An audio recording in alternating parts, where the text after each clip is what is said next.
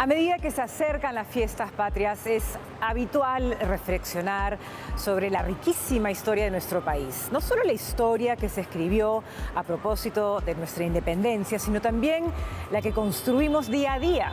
Y también aquella que empezó en una época milenaria que no podemos pasar por alto y que no debemos de olvidar porque su reflejo nos acompaña hasta nuestros días. Buscando acercarnos a esa historia es que hoy en Presencia Cultural vamos a acercarnos a la grandeza de los incas y al mismo tiempo a la genialidad de nuestro mayor poeta universal, César Vallejo. Quédese con nosotros y transite el orgullo de ser peruano.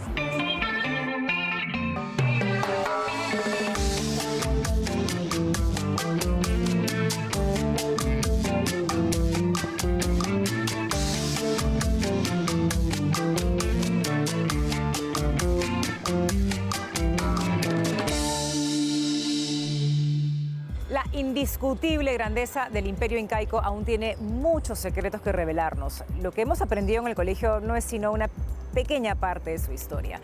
Estudiosos e investigadores continúan trabajando incansablemente para conocer mejor a esta magnífica civilización que construyeron nuestros antepasados. Y hoy algunas de esas revelaciones están más cerca a nosotros gracias al esfuerzo del Museo de Arte de Lima y su equipo que ha hecho posible la exposición Los Incas más allá de un imperio. Para conocer los detalles hemos conversado con la directora curatorial Cecilia Pardo.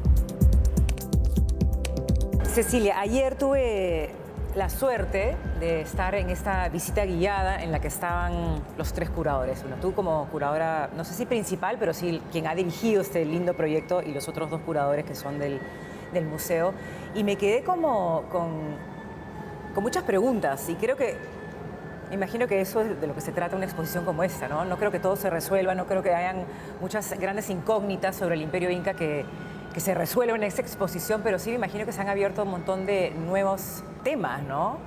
Sí quiero que me cuentes cómo es que se origina este deseo de hacer una gran exposición sobre el Imperio Incaico. Es interesante un poco tu reflexión porque justamente cuando iniciamos o concebimos el proyecto que resulta en una exposición, en una publicación, en un programa público, en una serie de activaciones, sabíamos que íbamos a terminar con muchas interrogantes y que el público se iba a ir con una idea general, experimentando nuevos capítulos o capítulos que nunca, digamos, han llegado al público, digamos, general sobre los orígenes, el desarrollo o la continuidad de lo inca en los periodos posteriores a la conquista, pero sabíamos que había mucho por dilucidar, había muchísimo que no se iba a poder contar porque, claro, las investigaciones continúan. Y hay una serie de aspectos importantes que son únicos a la cultura inca, ¿no? Ahora, estas grandes ideas que nosotros hemos tenido en nuestra cabeza como país acerca de la cultura inca durante años, ¿ha habido algo especialmente revelador en este largo proceso de investigación para esta muestra que realmente sea muy diferente a lo que hemos imaginado de esta cultura? En realidad no es que no hayan habido investigaciones. Las investigaciones son vastas. Hay muchísima investigación académica desde la arqueología, la historia, la antropología, la lingüística. De hecho, hay excavaciones que se realizan en diferentes sitios asociados a la cultura inca. El tema es que no nos llega. Los arqueólogos normalmente nos quedamos conversando entre nosotros y no emprendemos esa labor de digerir toda esta información complicada y aterrizarla en un lenguaje digerible para todos. Entonces, en el 2018 decidimos emprender este gran esfuerzo, ¿no? Mencionas lenguaje, mencionas narrativa, mencionas cómo llegar al público y creo que en buena medida de eso se trata el éxito de una exposición de este calibre porque tiene que ver con cómo hacer que el público que venga entienda y aprenda algo nuevo.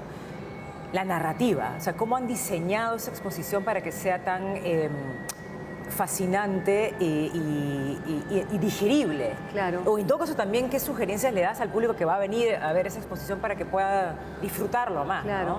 En el caso de los incas, sabíamos de entrada que no lo íbamos a poder contar todo. Ya. Una exposición no es un libro, ¿no? Por ello editamos una publicación. Claro. En este caso hemos tenido la suerte de haber podido publicar no solo una, sino dos publicaciones, una de corte más académico, donde tenemos una serie de ensayos que abordan al tema Inca de diferentes líneas de investigación, pero también hemos publicado un libro para niños en colaboración con Ediciones Pichoncito. Sí, lo he visto, es muy lindo. Que no solo es para niños, es para adultos también. Totalmente. Ya hubiera querido yo poder contar con un libro así en el colegio. O sea, yo sí siento que pensar en la forma como enseñar historia del Perú es un tema de demasiada relevancia.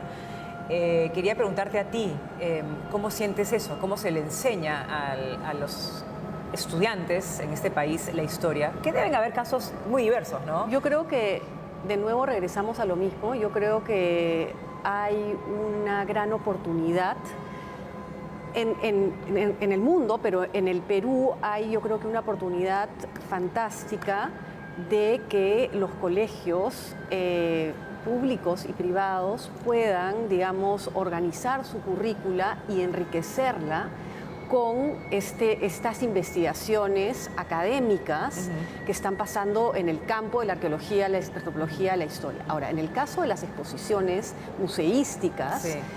es un espacio de educación no formal que complementa totalmente la educación en la escuela, ¿no? Obviamente, en este tipo de exposiciones como la Inca vamos al detalle en muchos aspectos, pero en el Perú lamentablemente ya mucho depende del profesor que quiera, digamos, sacar una clase más, porque en general, y como hemos aprendido todos en la escuela, era una forma bastante organizada, estructurada, como si fuese una historia memorística, con cada cultura que venía después de la otra y toda relacionada con una cultura material, porque es la cerámica en la que los arqueólogos y los historiadores comienzan a organizar y a poder entender la historia andina previa a la llegada de los españoles y organizarla temporalmente.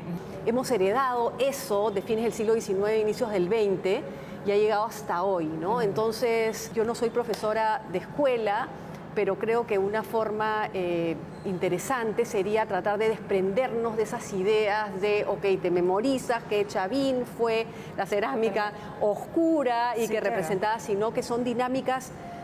Hay un mayor dinamismo, que las culturas no se llamaron a sí mismas como los arqueólogos las hemos catalogado necesariamente. Es también el caso de los incas, ¿no? Okay. ¿Qué se puede ver en esta exposición? Porque está dividido en 3 salas que son muy diferentes entre ellas. Cuéntanos un poco cómo han pensado en el diseño de la exposición. La exposición está dividida, como bien dices, en 3 salas, que son las 3 salas temporales de la primera planta del museo, complementada por 2 espacios en el segundo piso, donde estamos ahora aquí, una sala dedicada a la memoria y el legado inca a través de la gráfica y el arte de inicios del siglo XX y el arte contemporáneo. En la sala de fotografía tenemos una exposición curada por Natalia Magluf sobre la piedra inca, ¿no? Principalmente enfocada en la fotografía de inicios del siglo XX. La exposición comprende más de 250 objetos, muchos son del Museo de Arte de Lima, complementados por objetos de los principales museos de Lima.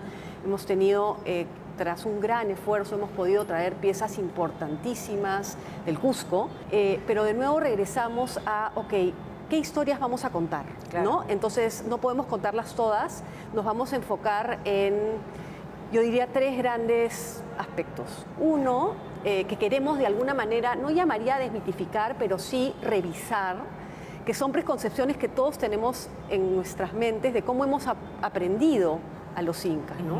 Y una de esas era un poco cómo entender los orígenes de los incas, ¿no? Entonces, trabajar el tema de los mitos y revelar que los mitos fueron creaciones posteriores a lo inca para tratar de entender y que realmente ahora hay una confrontación entre la documentación escrita, que empieza a partir de mediados del siglo XVI, con la información arqueológica, ¿no? Okay. Entonces, los mitos nos decían que los incas venían de la zona del sur andino, especialmente del altiplano, ¿no? Salieron del lago Titicaca para fundar el imperio. Sin embargo, la arqueología nos está diciendo que es en el Valle del Cusco donde se gesta, donde hay un grupo humano que empieza a liderar o a, digamos, a destacar entre varios otros grupos y se empieza a conformar como el grupo líder en la región, y eventualmente a partir de una serie de intercambios o estrategias, primero intentaban ser amigables para afianzar a los grupos, incorporarlos, y si ellos, digamos, los grupos foráneos no estaban de acuerdo, pues ahí entraban las campañas por la fuerza o militares, y se empieza a constituir esto que llamamos el Tahuantinsuyo, ¿no? Otra de las grandes preconcepciones que queremos abordar es justamente la conformación del propio Tahuantinsuyo y revisar que en realidad era un fenómeno bastante heterogéneo, conformado por gente que no necesariamente hablaba el mismo idioma, que vivía en otros lugares, que mantenían ciertas tradiciones, y de hecho uno de los grandes subproductos de esta exposición ha sido un mapa interactivo de lenguas. Sí, lo he visto. Que hemos trabajado con César Itié durante más de un año. Entonces él ha dirigido el guión que nosotros le propusimos, y es tratar de entender de manera accesible el origen del quechua y cómo se va difundiendo por el área andina, incluso durante tiempos del Tahuantinsuyo, cómo convive con muchísimas otras lenguas, ¿no? Justamente sobre eso te quería comentar, porque he visto que en las salas han ubicado unas palabras en quechua. Es la primera exposición que lo hacemos. Era una idea que surgió desde el inicio de la necesidad de incorporar la lengua en esta exposición, ¿no? La lengua quechua, ¿no? Entonces trabajamos con César y llegamos a la idea de que cada sección principal de la exposición, como orígenes, como el Tahuantinsuyo, como las identidades y los roles, la asociaríamos con un término que era conocido para todos nosotros, pero que no necesariamente tiene el significado que todos hemos creído, claro. ¿no? Entonces tienes Pacarina en orígenes, Pacarina como el lugar fundacional, ¿no? Pero luego tienes el Tahuantinsuyo cuando empiezas como el texto introductorio que te abre a todos estos temas que estamos abordando sobre el desarrollo del imperio, y que Tahuantinsuyo eran las cuatro filas reunidas, ¿no? O en el caso de los incas, la palabra inca está totalmente relacionada con un grupo de personas de género masculino y con fines militares. Y esa era otra de las grandes interrogantes, ¿no? ¿Cómo hacemos para no confundirnos y no confundir al público con el término inca? Inca, el pueblo, o inca, el militar, ¿no? Entonces, y de ahí surgió también la idea, bueno, que esté en las crónicas, que por mucho tiempo a esta conformación que encontraron los españoles cuando llegaron se les llamó los Cuscos.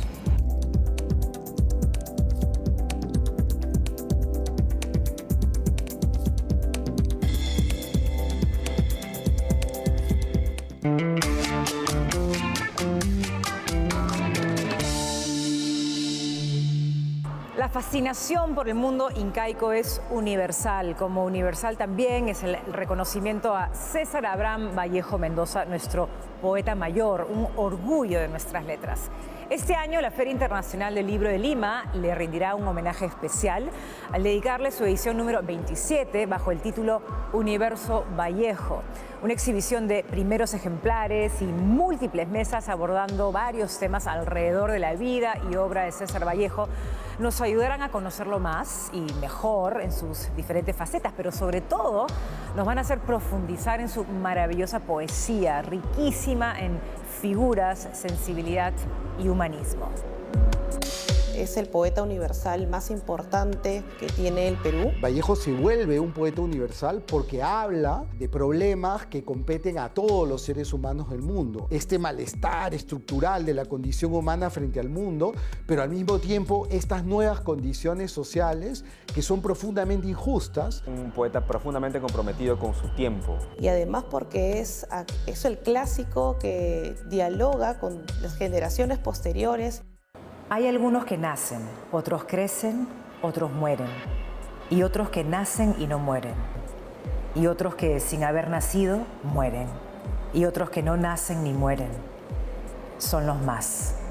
Vallejo es un autor que se pregunta por aquello que compartimos todos los seres humanos en el mundo, es decir, por aquello que es común. Y lo común es, en primer lugar, digamos, una sensación de desencaje frente al mundo, ¿no? Es decir, que, digamos, nunca encajamos bien, sentimos que no estamos completamente hechos para el mundo, que el mundo es un poco, digamos, agresivo, cruel con nosotros y que no nos deja satisfacer los deseos que quisiéramos ver realizados. Vallejo es un autor que apunta a mostrar que nunca tenemos completo control sobre el mundo, ¿no? Y que el mundo puede sacar sus dados y nos puede tumbar. Entonces, frente a la arrogancia de los hombres que creen que pueden ir frente a todas las circunstancias, la poesía de Vallejo es una poesía que marca la fragilidad. Vallejo es el poeta de la modernidad. La modernidad es el momento en el que el mundo se unifica.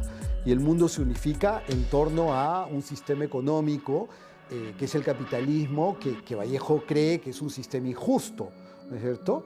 Y entonces Vallejo se vuelve un poeta universal porque habla de problemas que competen a todos los seres humanos del mundo, ¿no es cierto?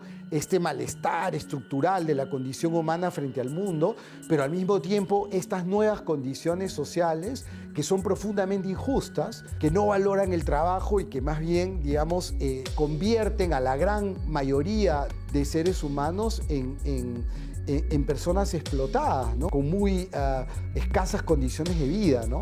Vallejo tiene un verso muy impactante que dice la cantidad de dinero que cuesta ser pobre. Para que hayan pobres, por un lado tiene que haber mucho dinero desperdiciado y por otro lado tiene que haber una explotación laboral naturalizada en la sociedad, ¿no? Que si consideramos que la gran mayoría de gente que vive en el mundo no la pasa bien, Vallejo es el poeta que habla y que intenta simbolizar por qué no la pasan bien. Y esa simbolización pasa por representar las dinámicas de un nuevo sistema de dominación que es la lógica del capital. Vallejo es un autor profundamente católico, ¿no? Es un autor que encuentra entre el mensaje católico y el mensaje socialista hay una simultaneidad, una equivalencia, ¿no?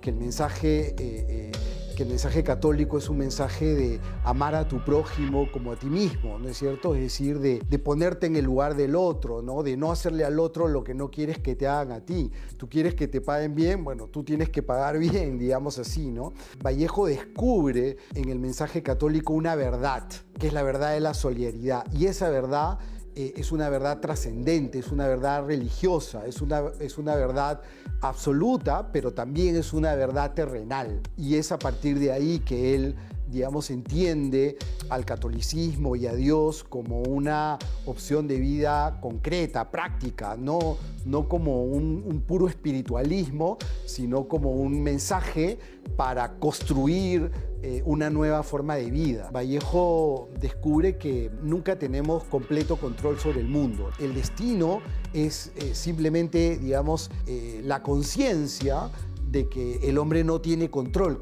no tiene completo control sobre la realidad. Digamos, el hogar en Vallejo es sinónimo de lo gratuito, es sinónimo del don, de la generosidad, es sinónimo de la horizontalidad, es sinónimo del amor profundo, ¿no? Y cuando él sale de su casa, cuando él sale de su pueblo, cuando él sale de Santiago de Chuco, digamos, lo que va a encontrar es una sociedad moderna, digamos, fundamentalmente con un pensamiento egoísta, con un individualismo cada vez más excesivo, con una falta de generosidad, con un aprovechamiento del otro.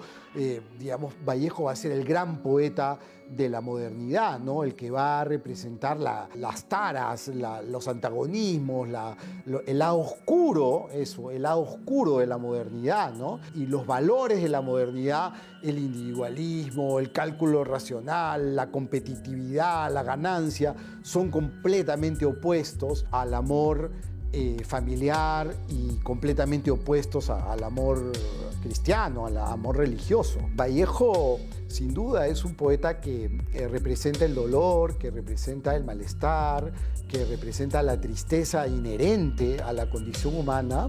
Es un poeta que no le rehúye a la tristeza, que la afronta, pero es un poeta que tiene un mensaje afirmativo.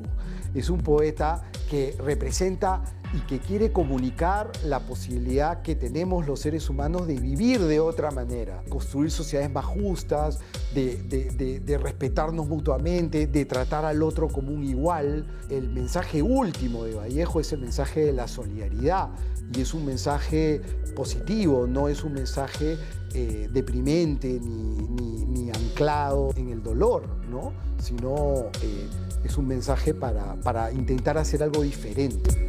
Hola, bienvenido a la Feria Internacional del Libro de Lima, donde conocerás más sobre mi historia. Es el poeta universal más importante que tiene el Perú, tanto por la forma en cómo ha abordado la condición humana a través de su estética, por la propuesta literaria que ha impactado en muchísimos de los escritores posteriores a él. Es el clásico que dialoga con las generaciones posteriores, que hasta el día de hoy nos invita a reflexionar acerca de problemáticas que lamentablemente aún se mantienen en nuestra sociedad. En este caso tenemos una propuesta de más de 40 actividades alrededor de la obra de César Vallejo, actividades para niños, jóvenes y adultos, actividades interdisciplinarias, porque no solamente nos interesa abordar a Vallejo desde el aspecto totalmente literario, de libros, sino también nos interesa ver a un Vallejo adaptado al teatro, nos interesa hablar de Vallejo en cuanto a la música y entre otras disciplinas que ya vienen desarrollando adaptaciones, propuestas innovadoras para discutir su obra. Asimismo, vamos a contar con 2 exposiciones, una acerca de la narrativa de Vallejo y además otra sobre la correspondencia de Vallejo, que aborda temas sobre la bohemia, la cárcel y la familia. Vamos a contar con expertos, tanto críticos, escritores, que van a discutir la obra de Vallejo, como por ejemplo Miguel Pachas Almeida. Vamos a contar con la presencia de Jorge Valenzuela, Mauro Mamani, entre otros, con Jorge Kishimoto, uno de los más importantes coleccionistas de la obra de Vallejo, ¿no? Entre otros que van a venir a discutir tanto de la obra en sí de Vallejo como también de todo lo que acontece alrededor de la obra de Vallejo. Por ejemplo, vamos a tener cuentacuentos para los más pequeños, vamos a tener un teatro y vamos a tener cuentacuentos. Vamos a contar también con conferencias sobre Vallejo, presentaciones de libros, de reediciones de Vallejo. Vamos a leer masa en masa. Este año queremos invitar a 500 personas a nuestro auditorio estelar para leer masa. Vamos a tener teatro también, un teatro llamado Prohibido Vallejo en esta edición de la feria. Vamos a tener un podcast sobre Vallejo, una exposición de podcast sobre Vallejo, ilustradores que han realizado trabajos alrededor de la obra de Vallejo, como por ejemplo una novela gráfica, ¿no? Mostrar cómo es que han captado la esencia de Vallejo desde sus distintos enfoques. 21 quedan totalmente invitados, del 21 de julio al 6 de agosto vamos a tener en nuestro recinto ferial en el Parque Próceres de la Independencia Jesús María. La entrada general cuesta 7 soles y la entrada para docentes y estudiantes 3 soles. Vamos a contar con activaciones, zombies de Star Wars. Vamos a tener un concurso de cosplays. Durante las noches van a tener actividades estelares musicales a cargo de los Chapis, los Mirlos. Van a disfrutar de una amplia gama de más de 800 actividades culturales que tenemos durante los 17 días de feria. Quedan invitados completamente.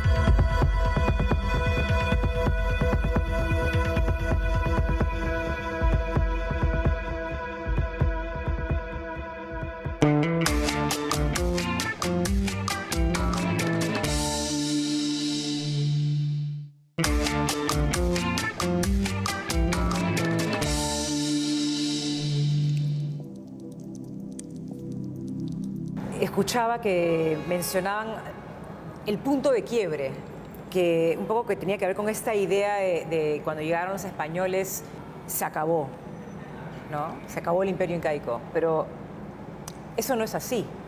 Sí, al final de la primera sala tenemos esta sección donde concluye el Tahuantinsuyo, como lo entendemos, que hemos titulado Un punto de quiebre y que no fue fácil formularlo. Uno de los aspectos importantes a considerar cuando uno desarrolla una exposición es, quieres que el visitante se sienta organizado, ¿no? Que se sienta ubicado, ¿no? Sí. En el caso del Mali tenemos estas 3 salas que son separadas, Sí. ¿no? Entonces tenemos que pensar muy estratégicamente cómo hacemos para que el visitante vaya de una sala a otra y se entienda, se ubique, ¿no? Claro. Entonces decidimos empezar a hablar de esta transición en la primera sala. Fue muy difícil, soy sincera, de cómo podíamos ejemplificar con cultura material este punto de quiebre. Inicialmente yo quería dejar un espacio en blanco, un espacio vacío. Vienes a ver el oro de los incas, pues oro de los incas no hay, no hay, ¿no? Y Ricardo, el curador de arte colonial del museo, co-curador de esta exposición, tuvo la idea de incorporar esta quilla de plata muy temprana, que se habría elaborado en las décadas posteriores a la conquista. La quilla es como un vaso, una especie de quero de plata, que se habría realizado con el oro y la plata, que fue, digamos, convertida en objetos de corte, digamos, más occidental, ¿no? Tal es el caso de las monedas, por ejemplo, ¿no? Se sabe que en España se acuñaron las monedas con el oro de Atahualpa, que justamente también es algo poco conocido, ¿no? Okay. Los años en que los incas se refugiaron en esta zona en la Amazonía del Cusco, conocida como Vilcabamba, en estos años, que fueron cerca de 40 años, hubo, digamos, comunicaciones con los españoles y hubo una dinámica muy compleja, pero de ahí presentamos, por ejemplo, este gran jarrón que nos costó muchísimo traer, es una pieza excepcional. Sí, la he visto. Que se encontró en fragmentos, ha sido reconstruida. Ya. Y esta pieza es fantástica porque revela una escena mítica que para algunos investigadores representa una batalla mítica entre los españoles y los locales. Fantástico. Indígenas, ¿no? Incas, ¿no? Son muchas las piezas sobre las que me encantaría hablar, pero yo tengo una fascinación por las miniaturas en general de todo. Entonces llego a esta vitrina maravillosa, espectacular, que están estas miniaturas y no tenía ni idea qué eran. Y aprendí que eran piezas que ellos mismos fabricaban para sus rituales de la muerte. De sacrificio, exactamente. Están asociadas con un ritual muy importante, inca, que se llama el capacocha o capacucha, que es el sacrificio real. Y hay muchas diferentes hipótesis como se realizaban estos rituales, pero todo parece indicar de que estaba relacionado con eventos importantes en el Tahuantinsuyo. Puede haber sido la celebración de un buen año agrícola o la celebración de una batalla o el cambio de un inca a otro. Y los mismos señores, probablemente provinciales, ofrecían a sus hijos como ofrenda, ¿no? Entonces se realizaban toda una serie de peregrinaciones largas que duraban semanas y que terminaban con el sacrificio de estos jóvenes. Normalmente tenían lugar en el alto de las montañas, en los picos nevados, y estaban, digamos, enterrados con un ajuar conformado de pequeñas figurinas de metal, oro, plata, que representaban seres humanos, animales. Es muy lindo para el espectador porque ves las piezas en miniatura y tienes la oportunidad de verlas en la misma sala en tamaño real, ¿no? Sí, la momia Juanita en Arequipa es un ejemplo de este sacrificio, ¿no? Bien. Y ese fue uno de los rituales que quisimos ejemplificar, ¿no? Cuéntame un poco, Cecilia, de tu trabajo que has realizado en esos últimos años en probablemente uno de los museos más importantes del mundo, que es el Museo Británico, el British Museum, que lograste un fantástico trabajo como ¿Cuál era el nombre de tu trabajo exactamente? En realidad me contrataron como curadora principal de una exposición temporal que se organizaba de nuevo en el marco del Bicentenario. Fue un esfuerzo muy grande que logramos, o sea, plantear un espacio o asegurar un espacio en el British Museum es casi una hazaña heroica y se logró. Y la exposición se tituló Peru, a Journey in Time, Perú, un viaje en el tiempo, y la presentamos en noviembre del 2021 y fue hasta febrero del 2022. ¿Y qué tal la acogida de esa exposición? Tuvo muchísimo éxito, más de los que ellos habían previsto. Normalmente las prioridades en un museo como el British Museum están en Grecia, en Roma, en Egipto. Que me decías que es un museo que van 25.000 personas Es al día. uno de los museos más visitados, de hecho creo que es el tercero más visitado y recibimos cerca de 22.000 personas al día. Increíble.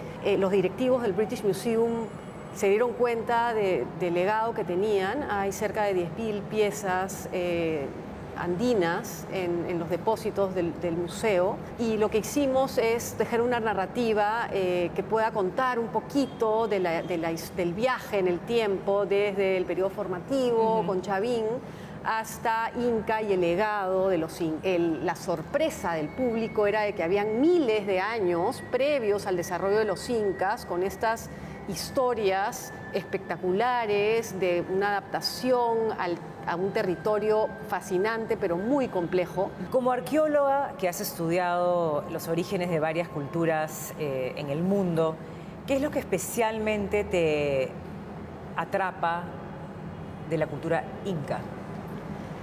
Creo que lo que me atrapa es el reto, porque yo, he sido arqueólogo, he trabajado en el campo cuando era estudiante, pero desde hace más de 20 años me dedico al trabajo de museo. El trabajo de museo tiene que ver con entender tus colecciones, estudiarlas, catalogarlas, registrarlas y de ahí compartirlas con el público y que el público se pueda llevar una experiencia y un mensaje y que pueda interactuar, porque de alguna manera es yo te doy y tú me das de vuelta, ¿no? Claro. O sea, por ejemplo, en el Museo Británico, el departamento de interpretación, que es justamente estudia las audiencias, yo planteo como curadora un texto curatorial o un guión y me regresa diciendo, no, el público está diciendo que vayas por ahí. ¿Qué quisieras que el público se lleve de esta exposición o, en todo caso, cuál sería ese mensaje que quisieras que llegue a la gente que vea esa exposición sobre los incas? Que los incas fueron un fenómeno con, digamos, ciertas particularidades y que ahora tenemos la oportunidad de conocerlas, que no necesariamente fueron la síntesis de lo que pasó en todo lo anterior, que fueron un fenómeno muy importante, de corta duración y que realmente ir a una exposición que pueda presentar el legado inca de esta manera puede llegar a ser una experiencia, digamos, muy enriquecedora, ¿no? Y que podemos, a partir del entendimiento de una cultura no occidental, andina, de que se estructuró de forma muy distinta, digamos, a los parámetros que tenemos nosotros como una sociedad influenciada por el occidente, es que podemos aprender muchísimo de estas sociedades, nos pueden dar además muchas enseñanzas para hoy, ¿no? ¿Cómo cuáles? O sea, el intercambio, por ejemplo.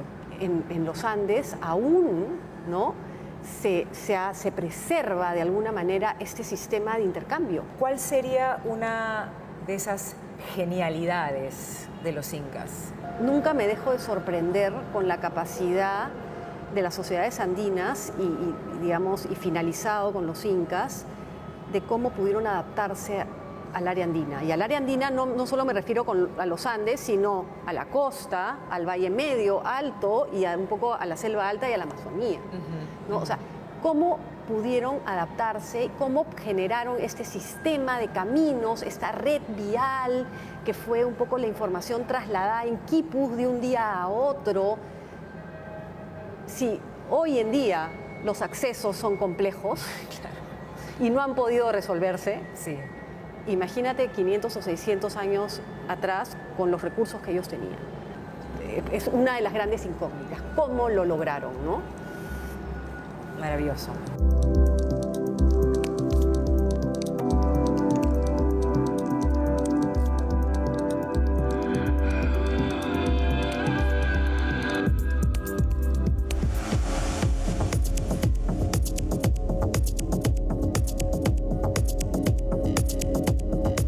La exposición está dedicada a la vida y obra de Guamán Poma de Ayala, la relación que se establece entre el andar y la escritura. Se pretende presentar a Guamán Poma como un sujeto contradictorio, complejo y que vive en la tensión entre dos mundos, el mundo indígena y el mundo español. Los desencuentros, las contradicciones que los peruanos experimentaron en ese contexto. La muestra intenta desmontar un poco el sentido común que se suele reproducir cuando se habla de Guamán Poma como alguien solamente representante del mundo indígena que está allí para denunciar las atrocidades y las injusticias de la corona, las autoridades de la corona española en nuestro territorio. Eso es absolutamente cierto, pero no hay que olvidar que Guamán Poma, como sujeto tensionado entre estos dos mundos, es también representante del saber colonial. Es un sujeto profundamente cristiano, moralizador y quizás lo que es más importante, es un sujeto con mucha fe en la escritura. Él, por ejemplo, dice que es un descendiente de Quipucamayos. En toda la Nueva Crónica hay un lugar importante al lugar de los Quipucamayos, que son los maestros que confeccionaban y descifraban los quipus.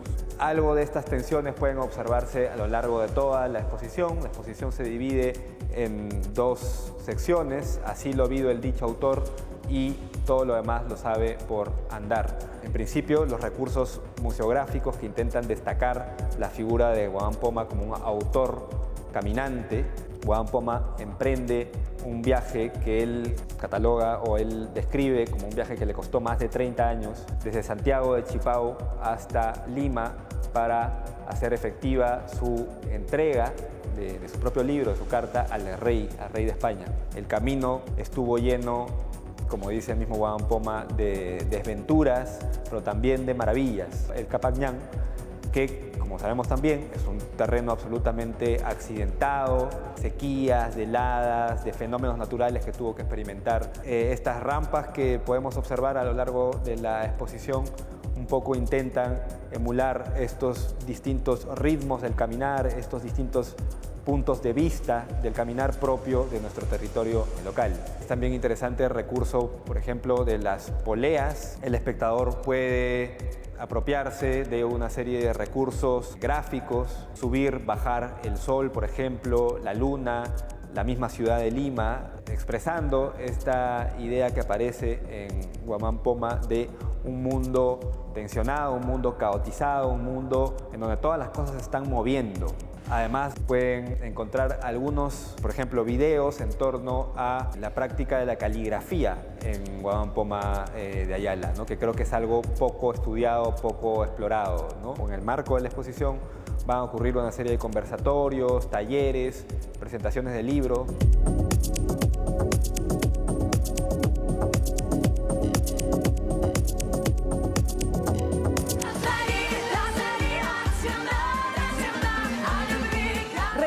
A Barranco, los grupos rusos, Coro Turetsky y Soprano, con un gran concierto gratuito, Canciones de la Unidad, para felicitar al pueblo peruano con motivo de las fiestas patrias. El proyecto Canciones de la Unidad ha recorrido más de 30 países de Europa, Asia, América del Norte y América Latina. Este evento se va a realizar el jueves 27 de julio desde las 7 p.m. en el Parque Municipal del Distrito y es totalmente gratuito.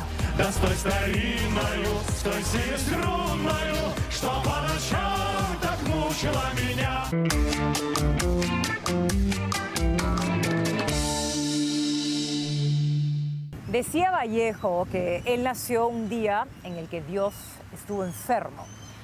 ¿Saben a qué texto suyo pertenece este verso? A Espergesia, un poema tan bello como doloroso, publicado en 1919 en el libro Los Heraldos Negros. Yo nací un día que Dios estuvo enfermo. Todos saben que vivo, que soy malo y no saben del diciembre de ese enero, pues yo nací un día que Dios estuvo enfermo. Hay un vacío en mi aire metafísico que nadie ha de palpar, el claustro de un silencio que habló a flor de fuego. Yo nací un día que Dios estuvo enfermo. Hermano, escucha, escucha, bueno. Y que no me vayas sin llevar diciembres, sin dejar eneros, pues yo nací un día que Dios estuvo enfermo. Todos saben que vivo, que mastico, y no saben por qué en mi verso chirrían, oscuros sin sabor de féretro, lullidos vientos desenroscados de la esfinge preguntona del desierto. Todos saben y no saben que la luz es tísica y la sombra gorda, y no saben que el misterio sintetiza que él es la joroba musical, y triste que a distancia denuncia el paso meridiano de las lindes a las lindes. Yo nací un día que Dios estuvo enfermo, grave.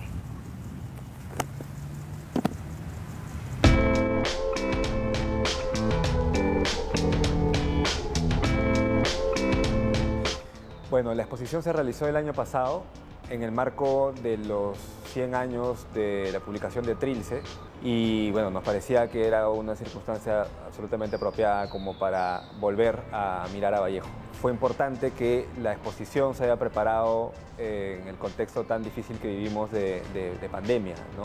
Entonces nos parecía doblemente pertinente volver a preguntarnos por Vallejo en un contexto de crisis como el que vivimos, tanto a nivel de conflictos sociales como a nivel del encierro físico que experimentamos todos, que hace que nos volvamos a preguntar también sobre el cuerpo, sobre la enfermedad y todo ese tipo de temas de algún modo son abordados por la obra de Vallejo. Me parece que Vallejo es poeta tan fundamental en nuestra tradición porque, entre otras cosas, cuestiona justamente esa división.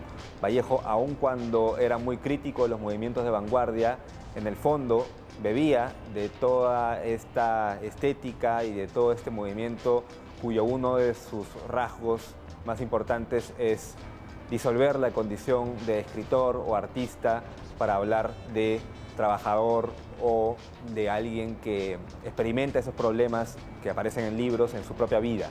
Algo que de algún modo articula estos dos aspectos es que, y que queríamos rescatar en la exposición, es que Vallejo es un poeta profundamente comprometido con su tiempo. Ese compromiso no solo se expresa en su poesía, aunque quizás es el espacio más potente en donde se expresa, sino también, por ejemplo, en sus crónicas.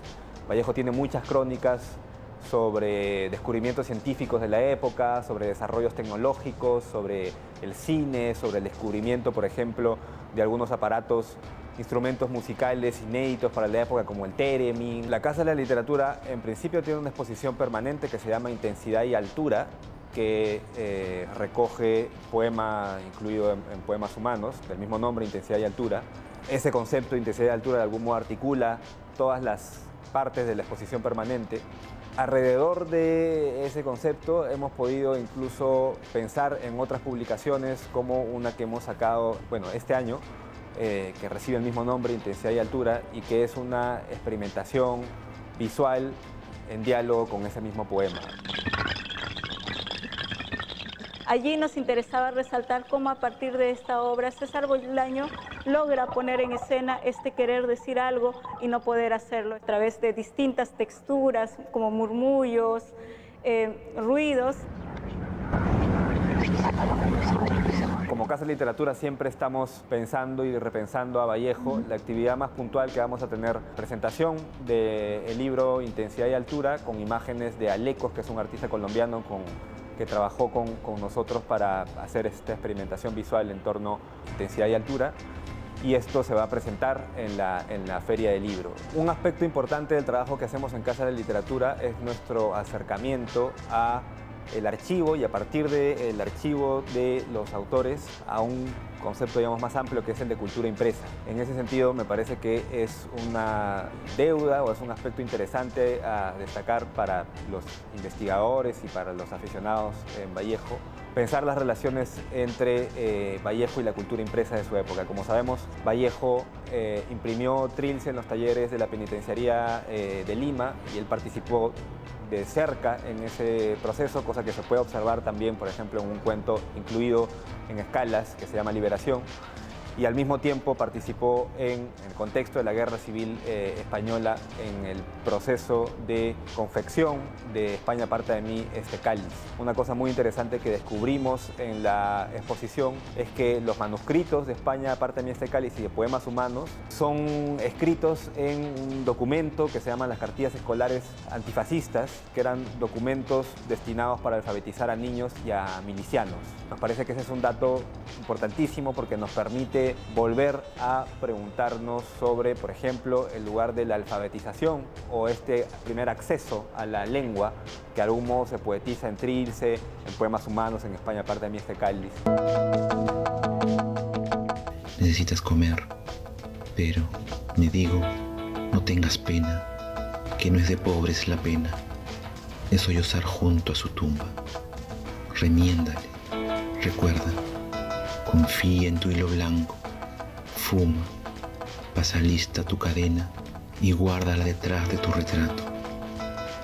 Ya va a venir el día, ponte el alma.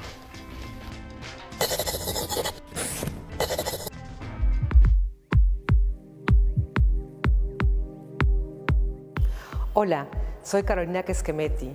Estamos aquí en la sala Germán Krüger del IPNA de Miraflores, donde tengo mi primera muestra antológica aquí en Lima, Perú. Esta muestra abarca mi trabajo durante toda mi trayectoria, desde inicios de los 80s hasta este año. Y la muestra está compuesta por las distintas épocas. Aquí estamos en realidad en la época final, detrás mío, y delante, que no lo pueden ver ahorita, pero después en las tomas, el comienzo. O sea, al final de la sala se juntan los dos tiempos. Y en las salas grandes anteriores están trabajos de los 90s, de 2000, del año 2000, 2010, 2020, en fin, hasta llegar a este año. Son en base pinturas, series de pinturas, trabajos donde yo he investigado el cuerpo.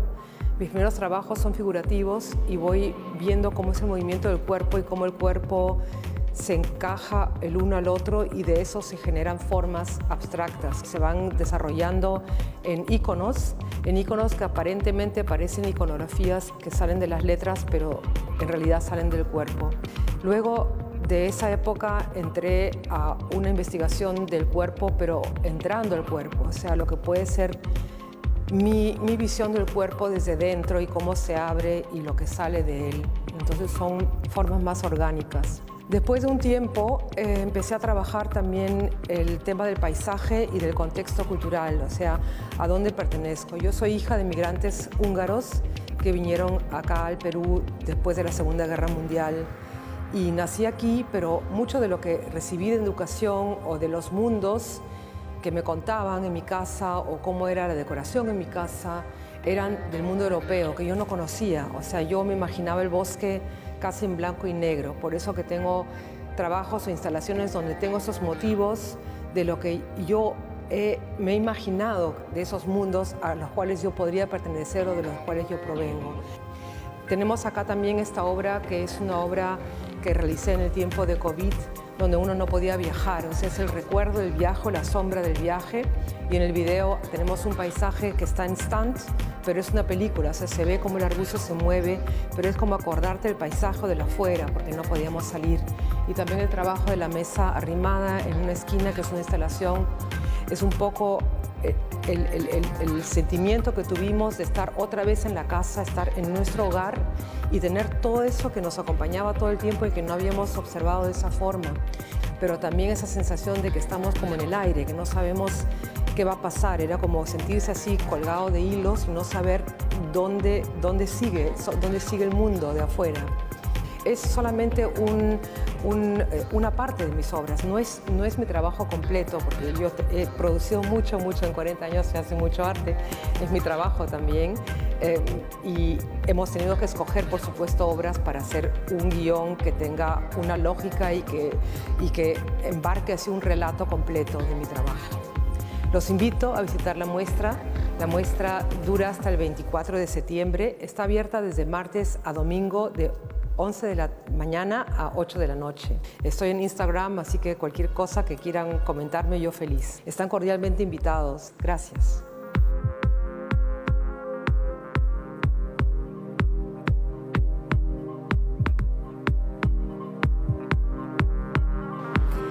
César Vallejo viajó a Europa en el año 1923. Se fue a vivir a París. Nunca más regresaría al Perú, pero nunca dejaría de pensar en esta, su patria, compleja y riquísima. O como diría él mismo en el poema que le dedicó a la sierra peruana, una patria telúrica y magnética.